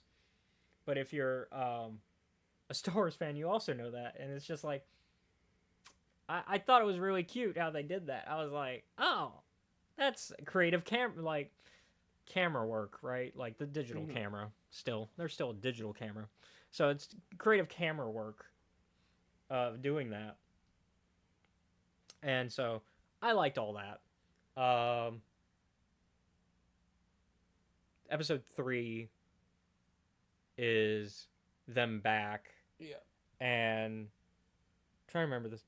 Oh, Jedi Bob not trusting Dev the whole time. Yes. And Sig trying to be like, no, you need to trust him. We're going to be good. We're going to work together. Because at this point, they're trying to, like, find everybody to connect to and get help from. Because also, during the time that they were in the Force Hold, Solitus started to build his droid army alongside a evil K2SO, still voiced by Alan Tudyk. Yes. And they are starting to throw more people into the Force Hold and kind of just eliminate the galaxy slowly, kind of doing a one-by-one Thanos thing because they can't quite do a big one yet. And so we meet some other cool setups because we've already had like the weird Luke and Leia and Vader with Leia and Greedo being a thing, which they proposed. Greedo and Leia are gonna get married, and then Greedo gets sucked into the Force Hold. Nothing bad ever happens to the Skywalkers. And fucking even Solidus at the end there is like, God, the Skywalker's always so messy and every time. Solidus is like, I hate that family. Yeah. Oh man, just also Lego Vader being like, because of course, yeah, the good Vader, yeah, good Vader. Like, well, your mother is a pirate queen, and I was young. I love seeing Padme as a pirate queen. Mm-hmm. I also love, and once again, this goes into the creative nature of this show, that the Jabba cell barge that they use. Well, one, we get the great joke of the instead of the pit of Carcoon being with the Sarlacc, it's with a bunch of Snokes, and they're like, "Who is that guy?" And they're like, "It doesn't matter." Even as somebody who will defend the sequels, that is a good joke. That's a great joke. No one knows, and to be honest, no one cares. That's a great joke. And so, but no, what I was gonna say though, I like that the cell barge is not just the cell barge; it's a spaceship. Mm-hmm. Yes. Like, and it can go into space, and it still flies around, and I like that. That's a cool concept. Surfer dude. Surfer Luke. Surfer Luke. I thought we were going swimming today, and she's like, I am going to kill your dad. Yeah, I like the creativeness of this show. Yeah. That's probably the best part about this is just how creative it can be because it doesn't have to take itself seriously. I mean, that's the same praise we gave it with the first run of it, with the first 4 episodes when it came out last time. But once again, they continue that with we don't have to, be serious. Like, we can tell a good story still without being serious. And I think it does. And then we get a good emotional moment with Dev when he sees the droid contemplating its own feelings and emotions and being like, man, I miss the Viper droid. And Dev's like, what do you know about loss? And then he goes, well, we know about this. And he shows like the footage from the original world with Sig and Dev, where, and I say original with hyphenated because technically it's the second world, but the original world when they were actually brothers, and quotation marks. Yeah, and we see that nice moment where they where they are definitely being brothers. Like, that's the type of brother, like playing Jedi and doing jumps and kind of just encouraging, like, Dev being a good big brother and encouraging his younger brother in his creativity. Yep. And that's the stuff that, where, once again, while the show is silly, there's some good emotional heart to it too. And I think that's where going into big choice moments, like you were saying earlier, for like our Sith when they make their big choice and there's no going back. I think that was Dev's big choice moment. I think that's when he decided. Yep. Because then at the end of the episode, we get into a big fight where they all go up against Solidus, and they think they're going to defeat him. Like, they get really close. Like, there's almost a moment where they're in trouble, and it becomes a situation of, oh no, we'll lose unless Dev can get us out of this. and Dev decides to betray them. Mm-hmm. I knew immediately that this was a false betrayal. I have seen this in Star Wars enough.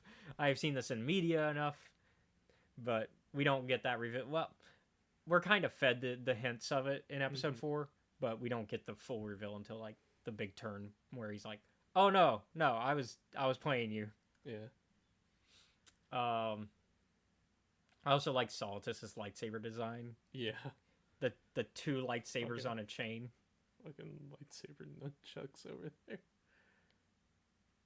Yeah, the lightsaber nunchucks. I like them. Also, what? Yeah, this is kind of the first time we've seen. I like it because it's goofy in Lego. Yeah, it's yeah. I would like to see it in live action though. At the same time, because I think it would be cool. But I'm also a fan of doing unconventional lightsaber styles, like. But yeah, episode 4 is when everybody's in the Force Hold, and we get Solitus and Dev and the droids just having a manor to themselves. Yep. And you can tell Dev's not happy because he's like, God, this is boring. what's the point of being trained as a Jedi or a Sith if you got nothing to do with all that power? Now look at you. All that power and nothing to do with it. Bingo. But yeah, and so we get this nice moment though in the Force Hold where everybody's like, okay, we have to all work together because they're running away at first because it seemed with the Force Hold was not meant to contain an entire galaxy. Yeah. It's meant for like maybe 20 people. Yeah. But with an entire galaxy, it's falling apart. Yep. And so everybody's running, and that's when Sig's like, wait, no, we got to work together to get out and use the Force together, and that's how we escape. Yes. And everybody escapes. Yep. Which is actually really amazing because the idea is that, I guess, in reality, Sig and Dev's world isn't even the second world based on this knowledge. Because we now know at the very least, like, the Duplo verse existed before them. Yep. So that's at least now another world that existed before Sig's and Dev's and before this one. So we're on world 4. Yeah. Or Galaxy 4, I guess I should say. And so the idea that now everybody is in the same galaxy, even from previous galaxy versions, is very interesting.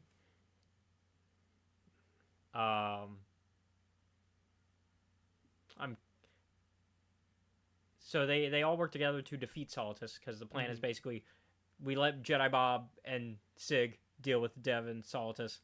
That's when Dev does the heel turn and goes, "Oh, actually, I'm a good guy." Yep. And then we get a awesome kaiju battle between Chewbacca Yes. and K2SO. I was like, I didn't expect to see a fight between a Wookiee and an Enforcer droid, but I am here for it. Both are known for manhandling people. Yeah. The age-old question, what is with Wookiees and ripping arms off? We also get to see Ahsoka find her Duplo Ahsoka find her purpose, and she uses the broken, overgrown droideka shell to help defeat K2SO. We get a really cool lightsaber fight with everybody against Solitus. Yeah. Like, it's actually a really cool fight. The power of friendship actually means we're going to jump you. Overall, like, this is I think I gave it the same score last time. It's a 9 out of 10. Yeah, same here. Oh god, yeah. It's a 9 out of 10. So, like, they tried once again because the big theme for this arc for this show has been redemption. They do try to give Solitus that chance. Solitus doesn't take it. No. I think when you're at the I am going to blow up the universe, right? It's like, okay, You've Markion Road yourself. You've Markion Road yourself. Star Wars may believe in redemption for a lot of people, but the two exceptions to the rule are when you get to Palpatine and Markion Row levels. Yeah. And now Solitus. And now Solitus. So we've got...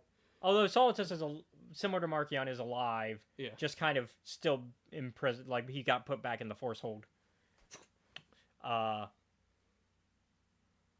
I'm conflicted. I don't know if I want a third season. I think we're good. Because I think this is a great ending.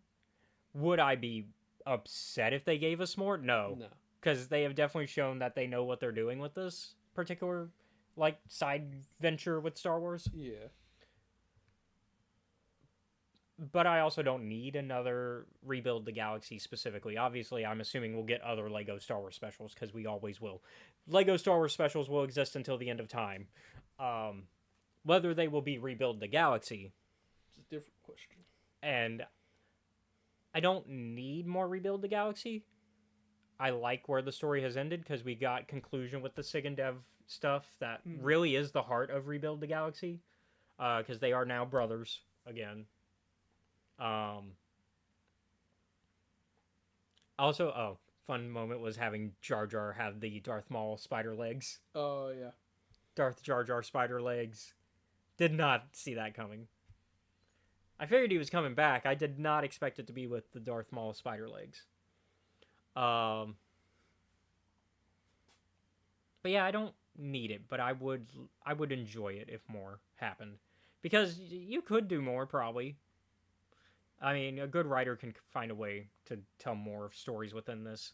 And plus, it's essentially Star Wars' version of What If. So you can tell any story with it.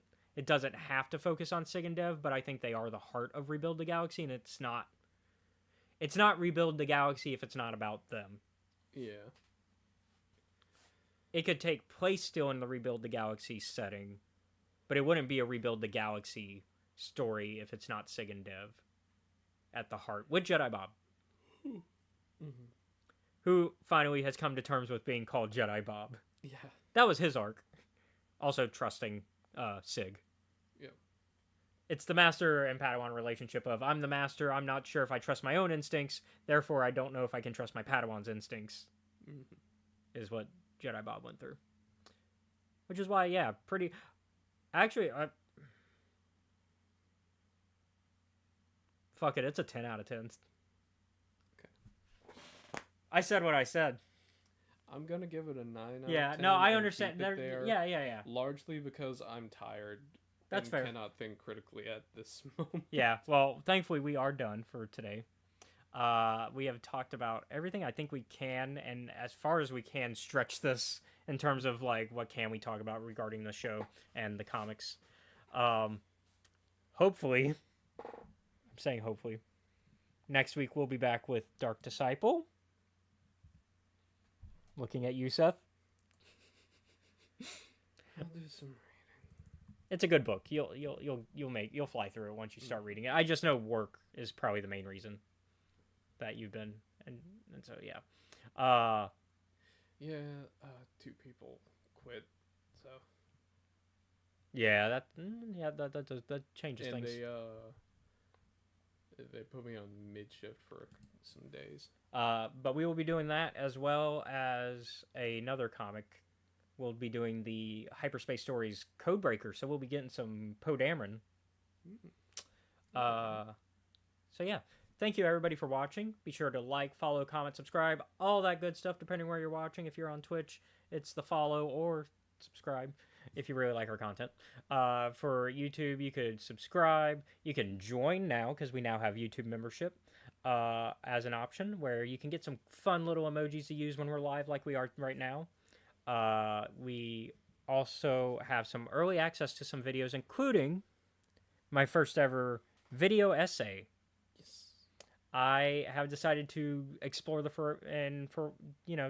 idea of doing video essays, and I started with one of my other top 3 favorite franchises, because we have Star Wars. We already know Highlander podcast is on the way.